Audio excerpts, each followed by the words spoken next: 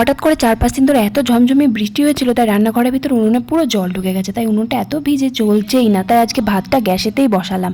বাকি তরকারিগুলো উনুনেই করবো, উনুনে একটু আগুন দিয়ে রেখে দিয়েছি যাতে উনুনটা তাড়াতাড়ি শুকিয়ে যায়। আর আজকে কচু শাক রান্না করব। কচু শাকগুলো ফটাফট কেটে নিলাম, দিয়ে ধুয়ে রেখে দিলাম। আর এই যে দেখো কত বড় একটা রুই মাছ নিয়ে এসেছে, তাই মাছটা ফটাফট কেটে নিয়ে রান্নাঘরে চলে এলাম। তারপর এই যে কয়েকটা বেসনের বড়া ভাজলাম, আর একটু আলু, কুমড়ো আর ঝিঙে দিয়ে টক করলাম। আর ভাতটা হয়ে গেছে, ভাতটা নামিয়ে ঢেলে রেখে ওই হাঁড়িটাতেই কচুর শাকগুলো একটু ভাপিয়ে নিলাম, কারণ অনেকটা কচু শাক কড়াই কিন্তু ধরবে না।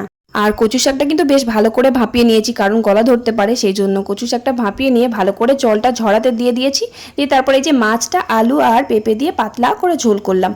আর কচু শাকটাকে ছোলা দিয়ে রান্না করব। কচু শাক কিন্তু ছোলা দিয়ে ভীষণ ভালো লাগে। আগের দিন রান্না করেছিলাম নারকেল কোড়া দিয়ে, ছোলা দিয়েও কিন্তু ভীষণ ভালো লাগে।